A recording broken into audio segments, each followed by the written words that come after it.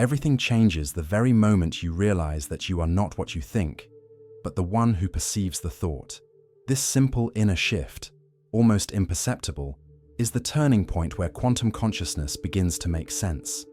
Reality, once seen as something solid and separate, starts to reveal itself as a living field of possibilities, silently responding to the quality of your presence. No secret formulas or unreachable mysticism. The key has always been in the way you observe. When the gaze stops seeking and simply witnesses, the entire universe seems to reorganize around that clarity.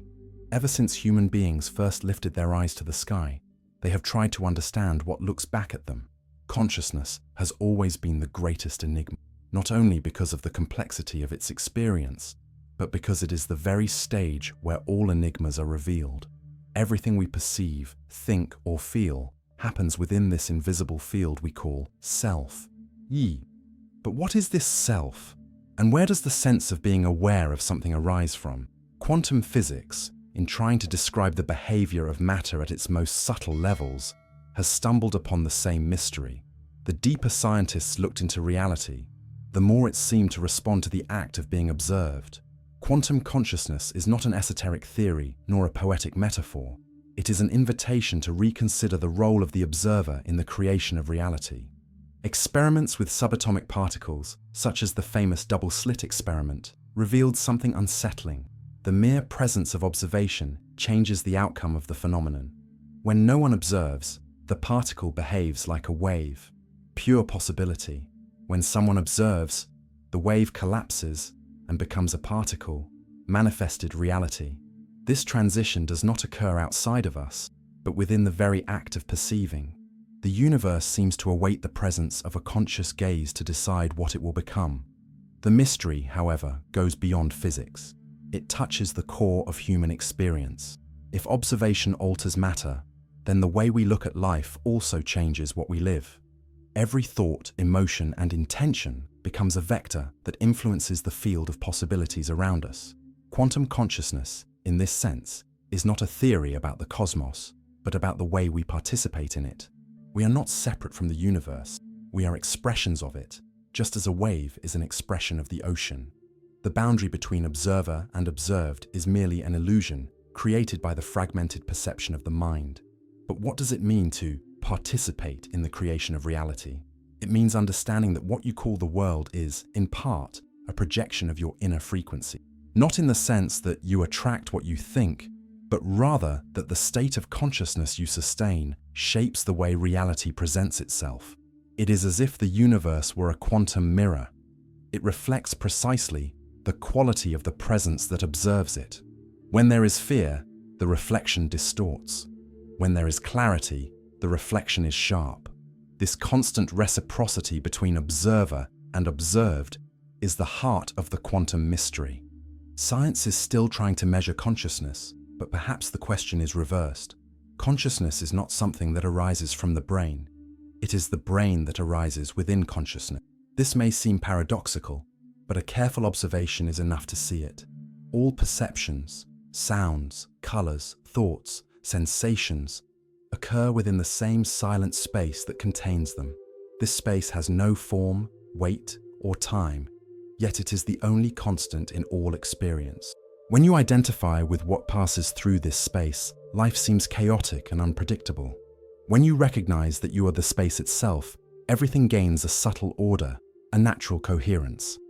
The ancient spiritual masters called this state awakened presence, and today quantum physics begins to touch descriptions that approach this understanding. The difference is that while science seeks external proof, quantum consciousness reveals itself in the direct experience of the observer. There are no instruments to measure it, because it is the very instrument of perception.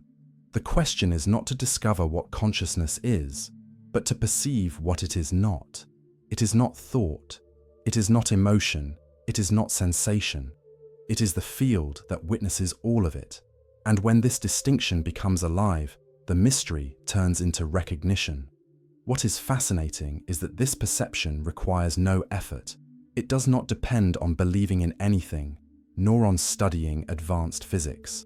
It only requires a moment of inner silence, a space between one thought and another, where the observer reveals itself.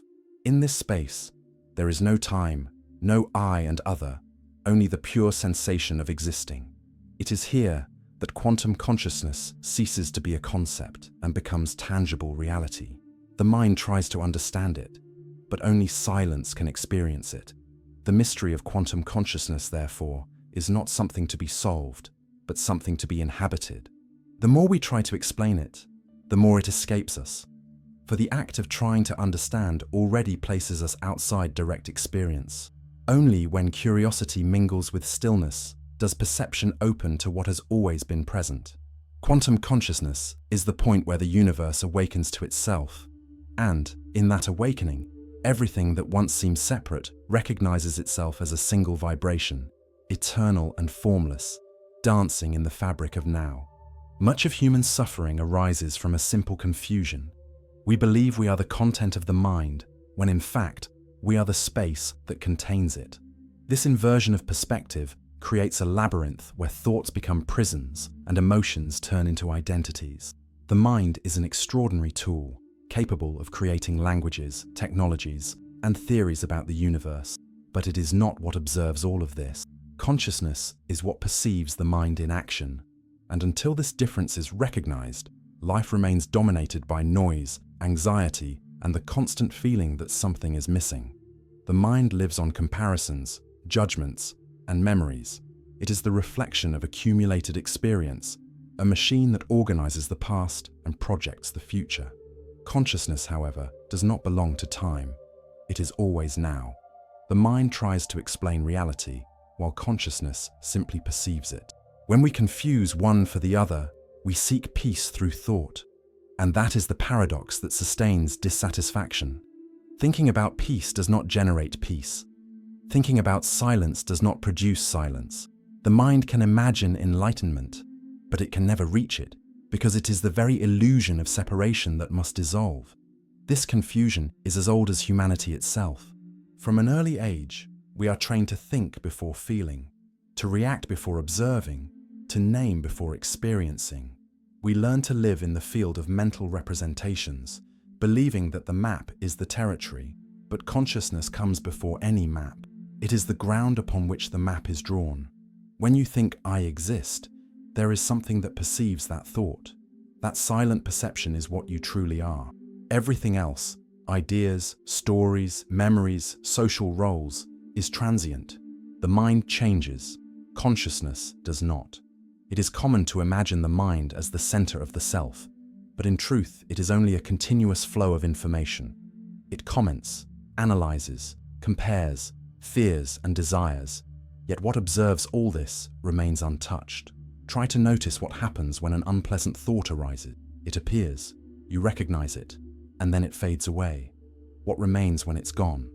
There is silence, a space that received it, and now releases it. That space is consciousness. It does not judge what arises within it. It simply witnesses. The mind wants to control the flow of life. Consciousness allows it to unfold. For centuries, we have tried to understand the mind as the source of consciousness, but perhaps the opposite is true. Consciousness is the primary field, and the mind is one of its movements. When the brain interprets stimuli, it does not produce consciousness, but translates a small fraction of it into language and image. It is like trying to measure the ocean with a glass of water. The glass contains something real, but not the whole. The mind is that glass, useful, but limited. The confusion begins when we forget the ocean and start believing we are only the container. This identification with the mind creates a fragmented way of existing. We begin to live in constant defense, trying to protect a mental image of ourselves. We call this ego, but it is not an entity. It is merely the habit of thinking oneself separate. When the ego drives, everything is interpreted as either a threat or an achievement. The mind becomes reactive, and consciousness moves to the background, obscured but never absent.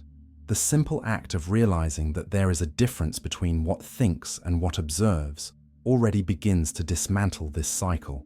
The confusion between mind and consciousness also distorts our perception of time.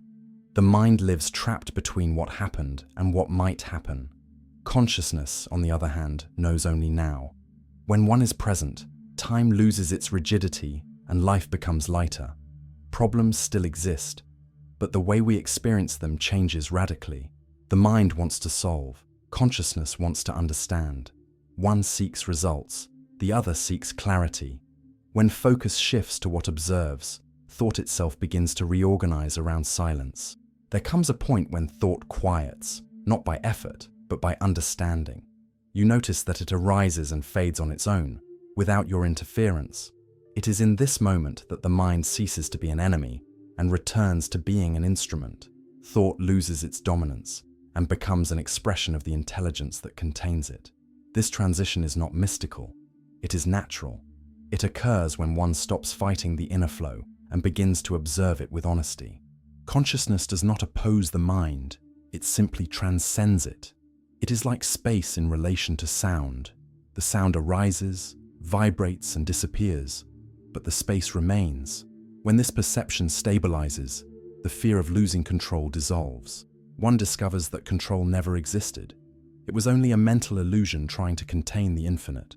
And in this recognition, the mind finds rest, because it finally understands its place within the whole. Thus, the confusion between mind and consciousness is not an error to be corrected, but an inevitable stage in the process of awakening. It invites us to pass through the noise to find the silence that has always been there, supporting every thought, every emotion, every breath. Consciousness is not acquired, it is revealed.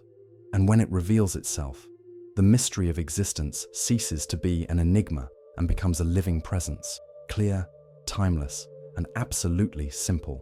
There is a moment when the simple act of looking changes what is looked at. This phenomenon, although described by quantum physics for more than a century, still challenges the way we understand reality. The observer is not an external element to the universe, it is part of the equation. When observation happens, something changes. The particle that previously behaved like a wave, a cloud of possibilities, collapses into a specific point in space-time. It is as if the universe were waiting for the conscious gaze to decide which version of itself to manifest. This principle, called the observer effect, is not limited to the laboratory. It is present in every choice, thought, and emotion. The way you see the world shapes how the world responds to you. When you observe with fear, you see threat.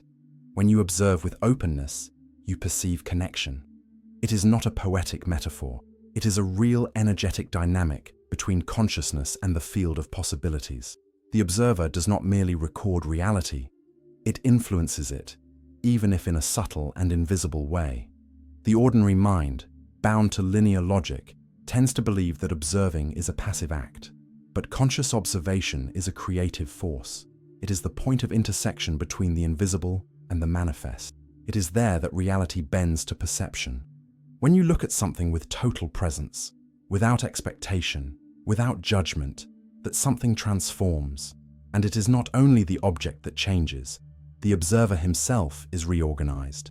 The act of seeing, when free from conditioning, reveals a new dimension of being, a field in which subject and object dissolve into a single vibration of recognition. In everyday life, this dynamic happens all the time. Think of a relationship. When you observe someone with distrust, every gesture of the other seems to confirm the fear. But when you observe with empathy, you discover nuances that were previously invisible. The world reflects the quality of the gaze that perceives it. This does not mean that external reality depends solely on thought, but that there is a constant interweaving between what you project and what you receive. Each perception is a co-authorship between consciousness and cosmos. Quantum physics offers a symbolic language for this. On the subatomic scale, particles have no defined position until they are measured. Measurement, that is, observation, is what fixes them in a state. Human consciousness operates in a similar way.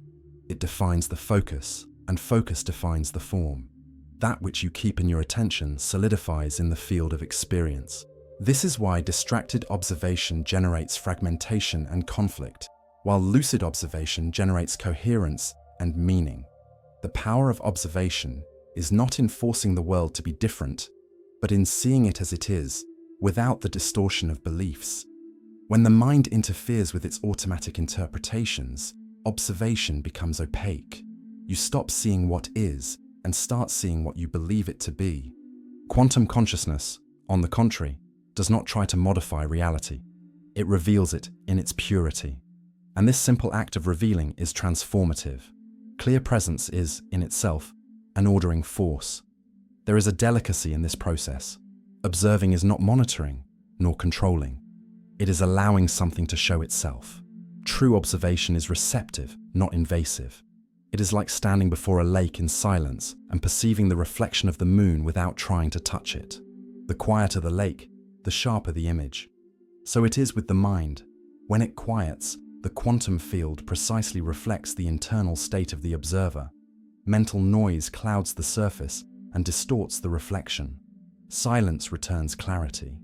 On a practical level, this means that every situation lived is a mirror of one's own consciousness. Faced with conflict, the mind's first impulse is to react. Consciousness's first impulse is to observe. Reaction perpetuates the pattern. Observation dissolves it. When you observe without trying to correct, something reorganizes itself on its own. It is in this instant that the quantum field responds, and reality begins to align with a deeper order. There is no magic. There is coherence. Observation also exposes our blind spots.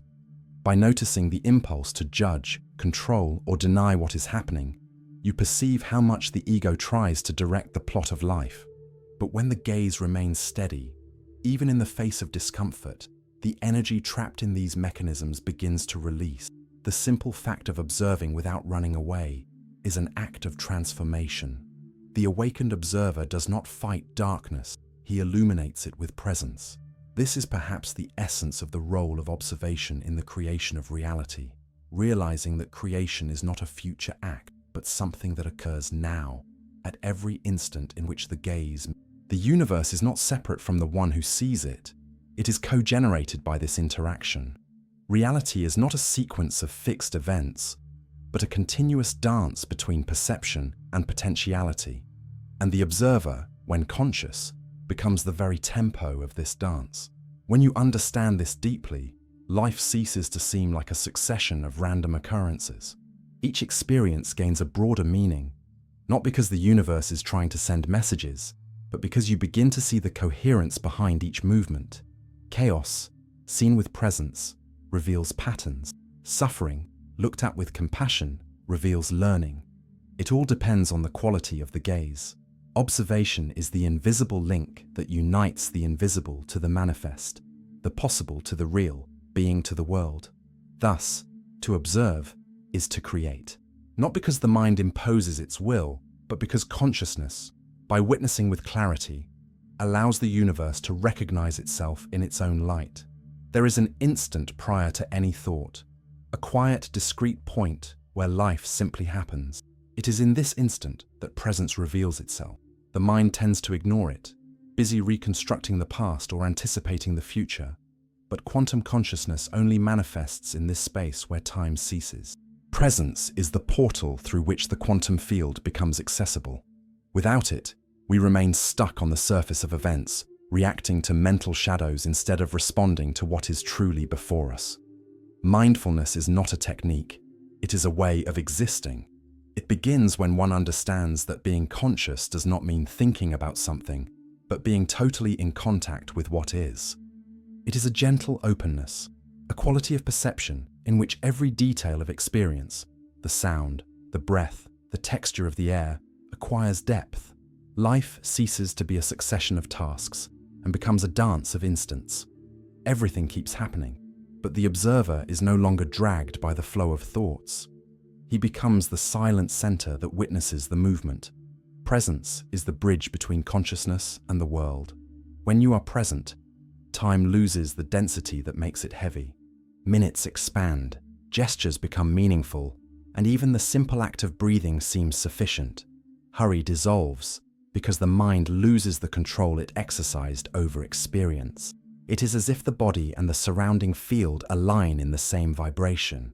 This inner coherence is what the ancients called the state of unity, the point at which the observer, the act of observing, and the observed become a single living presence.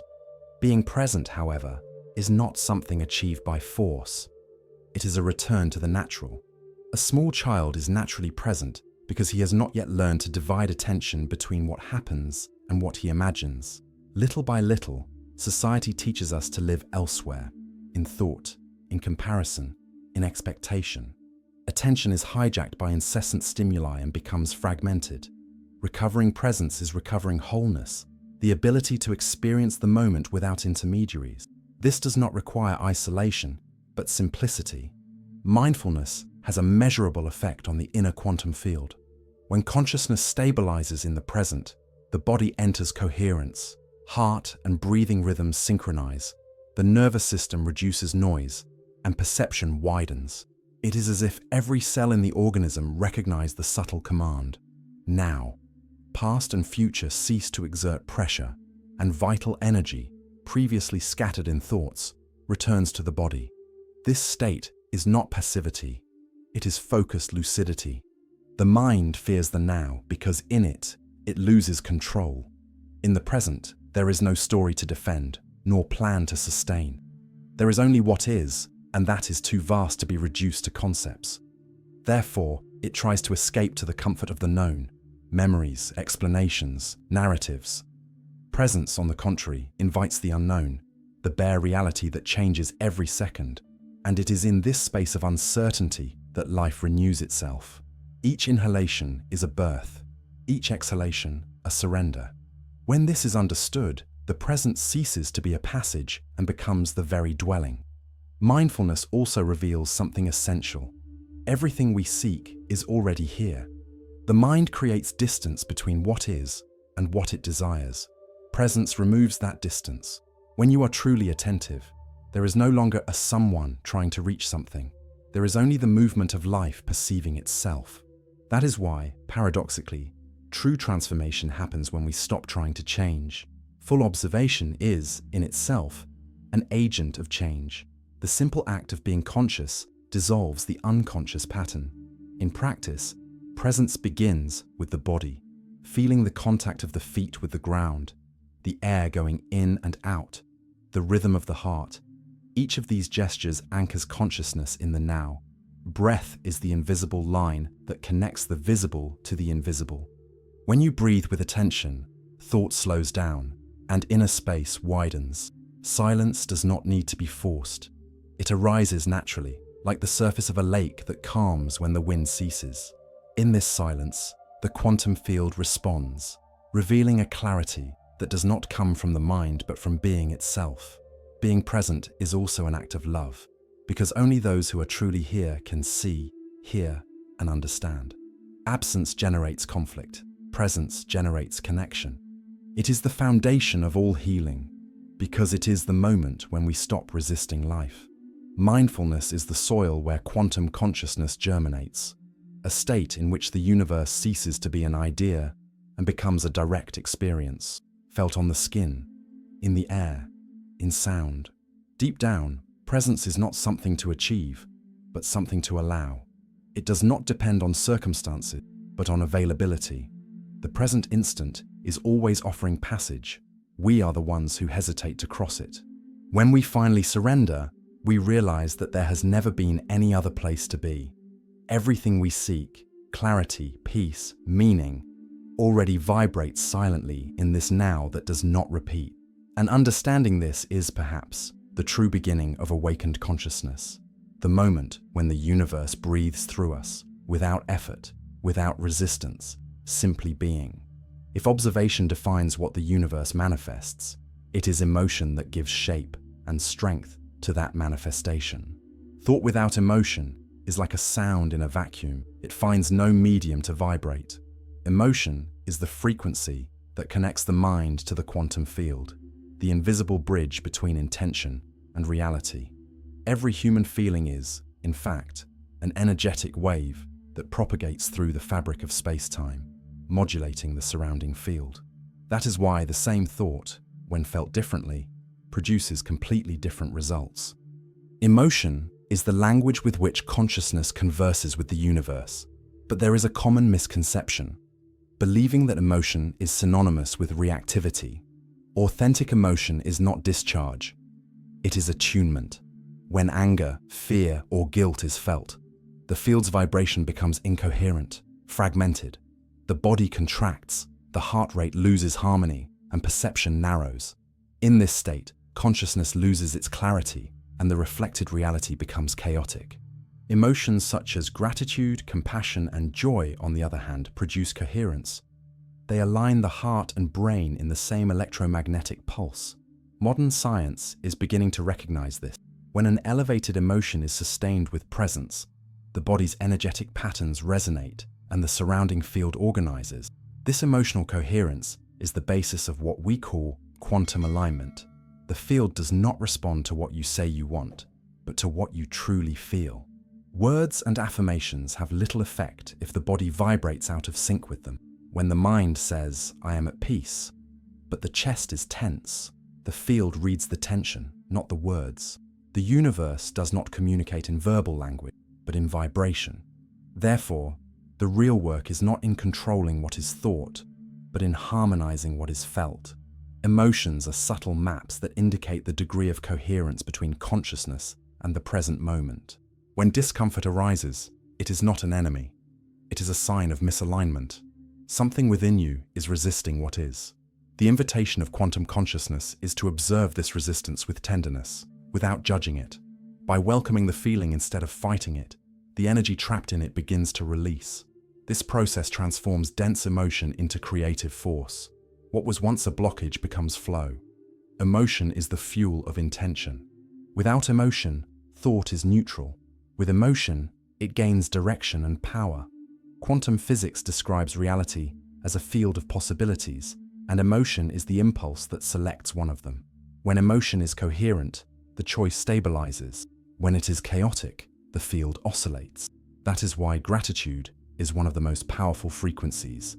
It already contains, in itself, the recognition of fullness. When gratitude is felt, the universe understands that nothing is lacking, and in this state, everything flows naturally. Emotions also shape perception. The same scenario can be hell or paradise, depending on the inner vibration of the one who lives it. The quantum field does not judge, it mirrors. Thus, each sustained emotion is a vibration cast into the infinite, and the infinite responds in the same frequency. This does not mean denying challenging emotions, but transforming them into consciousness. Fear, when observed without escape, becomes wise prudence. Anger, when welcomed without violence, becomes clarity and just action. The field does not ask for perfection, it asks for authenticity. Being emotionally aligned does not mean living always in euphoria, but in harmony. There are moments of pain, and they are also part of coherence. The important thing is that emotion does not become identity. Feeling sadness is not being sad. It is only a wave passing through the ocean of consciousness. When this is perceived, emotion loses the power to imprison and becomes a force for expansion. This is the point at which the human being ceases to be a hostage to vibration and becomes its conscious creator. Emotion is the heart of living reality. Thought creates the mold. Emotion gives warmth and life to that. When both are in tune, energy flows without resistance, and the field responds with clarity. The universe is not distant, it is sensitive, responsive, intimate. Each beat of your heart sends a message to the whole, and the whole responds. In this sense, emotional coherence is not just an internal state, it is a constant dialogue with existence itself. There is a simple, yet powerful exercise that can reveal this directly. Close your eyes for a few moments and bring to mind something that awakens genuine gratitude. It can be a gesture, a memory, a person. Allow this feeling to spread through your body. Feel the warmth in your chest, the rhythm of your breath adjusting, the weight of your body softening. In this state, there is no separation between you and the world. There is a continuous, silent flow where everything is in order. And it is from this place of conscious gratitude that true alignment with the quantum field is born. It is not achieved by effort, but by attunement. The more you feel, the less you need to prove. The more you love, the less you need to understand. If these words touch something in you, Pause for a moment and observe what you feel now. That is the field responding. And, if you wish to reinforce this vibration, leave in the comments the phrase, "I choose to feel with consciousness." Write it as a reminder to yourself, a way to anchor this frequency and share the energy of presence with those who also seek to live in coherence.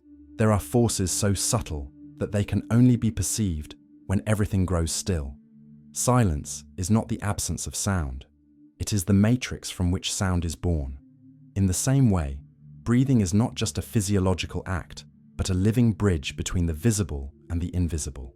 When the body breathes consciously, the inner space reorganizes. The mind, which before scattered in 1,000 directions, begins to align with the primordial rhythm of life. It is at this point that silence ceases to be emptiness and becomes full presence. Constant mental noise creates a film of interference over reality. Thoughts overlap one another like colliding waves, producing turbulence.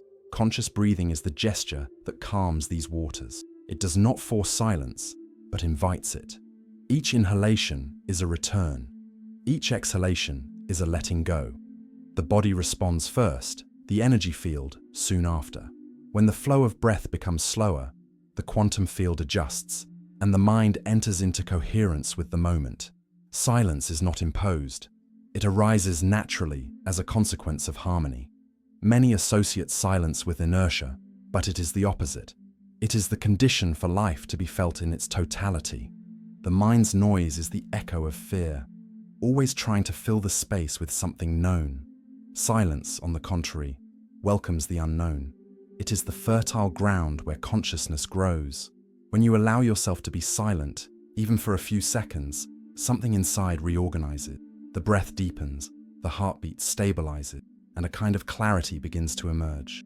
This clarity is not the result of reasoning, but of direct perception. It is the body's silent knowing, the intelligence of the very field.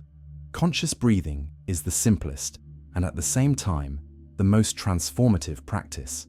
It requires neither belief nor complex technique, only attention. To inhale is to receive the world, to exhale is to return it. This cycle is the same that moves the tides, the wind, and the galaxies. When you breathe with consciousness, you participate in this universal rhythm. It is as if each cell remembered that it is part of something immensely greater. The body, previously fragmented by tension, becomes an instrument tuned to the whole. Silence and breath have the power to reveal the invisible structure of the quantum field. When air enters, it carries particles of energy and information. When it leaves, it takes with it emotional and mental residues. This continuous exchange is more than biological. It is vibrational. It is a form of communication between the microcosm and the macrocosm. The human body is a living laboratory of consciousness, and the breath is its purest language. It is through it that consciousness experiences the balance between the inner and the outer. In silence, reality shows itself without the lens of thought.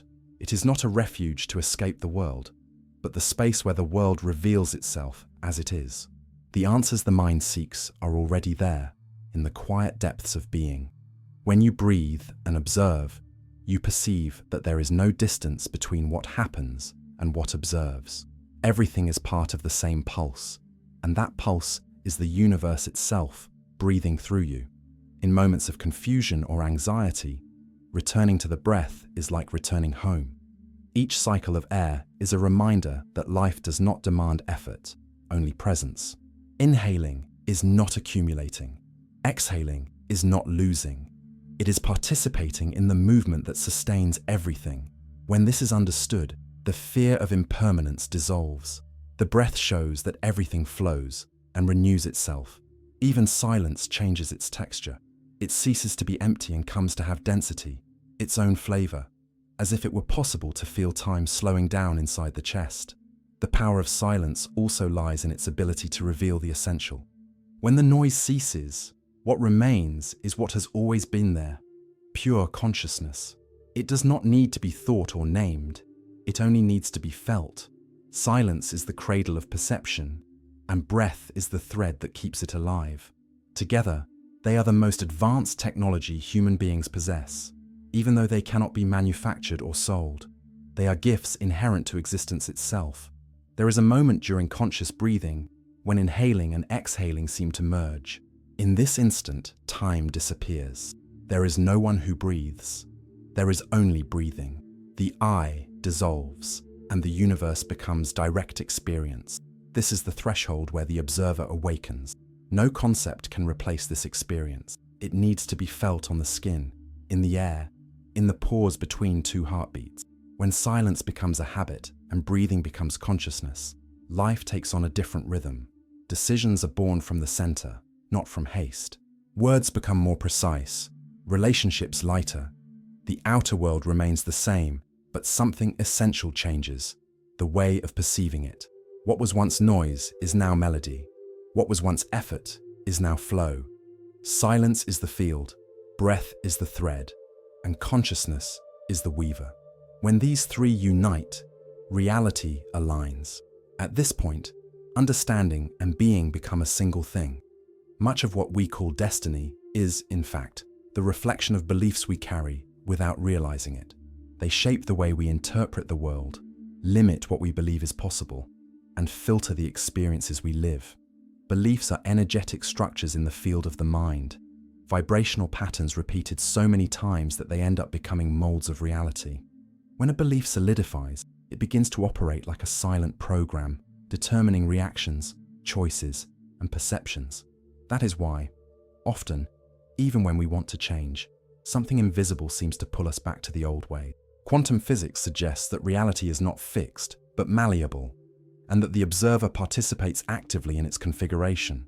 However, if observation is guided by unconscious beliefs, the quantum field aligns with them. Thus, real change only occurs when consciousness awakens to what is sustaining the pattern. Reprogramming does not begin with new thoughts, but with the deep recognition of the old ones. It is not a struggle against the belief, it is an act of revelation. That which is clearly seen loses the power to imprison us. Limiting beliefs are like distorted lenses. They do not change the world, but distort the way we perceive it. When someone believes, for example, that they are not deserving, that vibration manifests in every gesture, in every relationship, in every attempt to prosper.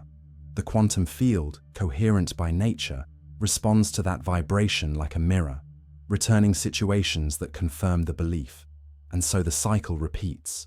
Breaking this cycle requires an observation so sincere that it undoes the illusion that thought is truth. The first step to reprogram a belief is to recognize it at the moment it manifests. This is not an intellectual exercise, but a state of presence. The belief does not need to be analyzed, it needs to be observed. When the automatic thought arises, "This is impossible, I can't, nothing works out for me," it is possible to perceive the inner movement before it solidifies into emotion. Instead of reacting, simply witness. This pause is the crack through which the light enters. It is in this brief interval that the field opens to new information. The mind resists because beliefs are the foundation of its identity. Even the most painful ones give a sense of security. Breaking them is like losing familiar ground, but it is in this emptiness that the new is born.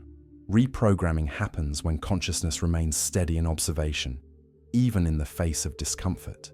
The old pattern tries to reassert itself, but without emotional energy to sustain it, it dissolves. The silence that arises afterward is the neutral field where new possibilities can manifest. To reprogram is not to replace a negative belief with a positive one, but to transcend the mechanism that creates both. What limits is not the content of the belief, but the fact of believing without questioning. When consciousness recognizes that thought is only thought and not truth, the cycle of repetition is interrupted. The mind loses the power to define the real. A space for genuine choice then appears. The person stops reacting and begins to create with clarity. The body also participates in this process. Each old belief has a somatic signature, a tension, a weight, a contraction. When a belief is observed with presence, the body adjusts. The breath deepens, the muscles relax, and the energy that previously sustained the pattern is freed. This is the point at which reprogramming ceases to be a concept and becomes lived experience. The body confirms the change. At the quantum level, this is pure coherence. When the inner field changes, the outer reorganizes. There is no effort involved. There is resonance. Circumstances that previously seemed fixed begin to move, because the inner observer has stopped vibrating at the old frequency. What we call a miracle is often only the natural consequence of a mind that has stopped believing in the impossible. Limiting beliefs are not enemies. They are protective mechanisms created in moments of fear. They arose to preserve identity when consciousness was not yet awake. Therefore, when observing them, the invitation is not to reject them, but to understand them gently. Each belief reveals a story of survival, and when that story is seen with compassion, the inner system understands that it no longer needs to defend itself. The field opens, and the energy that was previously trapped is transformed into creativity, intuition, movement. Reprogramming is therefore an act of freedom. It is not about becoming better, but about ceasing to be what you are not. It is the return to the natural state of expanded consciousness, where the universe once again becomes a faithful mirror of what one is in essence. And curiously, the more one lets go of beliefs, the simpler life becomes. Decisions flow, the body finds balance, and the mind grows quiet. True transformation does not happen when we try to force change, but when we allow ourselves to see it happening. The quantum field responds to authenticity. When the old belief is illuminated by consciousness, it loses density. What remains is space, the same silent space that has always been present, awaiting the moment when we stop believing in limit. In that space, everything is possible, because nothing is defined. There is a silent moment when the veil lifts, and everything seems to fall. The world does not change, but the way of seeing it transforms completely. This is the moment when the observer awakens, when consciousness recognizes itself as the source of all perception. Awakening is not an extraordinary event, but a subtle change in point of view. It is as if, for the first time, life was seen without the filter of expectations and personal stories. What once seemed complex becomes simple. What once caused fear now reveals a broader purpose. Clarity does not come from the effort to understand, but from surrender to what has always been present. When the observer awakens, thought ceases to be the center of experience. It continues to arise, but loses the power to define the real. A space appears between what happens and the automatic reaction, an interval where freedom resides. In that space, time expands. The mind, accustomed to narrating everything, falls silent for a moment, and what remains is pure perception. There is no judgment or resistance, only the recognition that everything is movement within the same field. This perception brings such deep lucidity that the very idea of seeking enlightenment loses its meaning. What was sought was already what was seeking. The awakening of the observer is not a break with the world, but a reconciliation with it. Consciousness ceases to see the external as something separate and perceives that the entire universe is an expression of itself. Every sound, every glance, every breath carries a silent radiance, as if reality were being continually recreated in the present moment. This clarity does not eliminate challenges, but completely changes the way they are faced. In the face of difficulties, there is no longer the automatic reaction of "why me?" but a calm curiosity. What is being shown here? Life ceases to be a battlefield and becomes a field of learning. With awakening, emotions do not disappear, but lose the power to imprison. Anger, fear, and sadness still arise, but they are seen as waves passing through the ocean of consciousness. They come, fulfill their purpose, and dissolve. The awakened observer does not try to manipulate the emotional flow, but simply witnesses it with loving attention. This simple change completely transforms the internal energy. What once was conflict becomes harmonic movement. The body relaxes, the heart expands, and silence ceases to be absence. It becomes living presence. The clarity that arises with awakening is not intellectual. It cannot be explained, only lived. It is a kind of knowledge without words, a lucidity that needs no proof.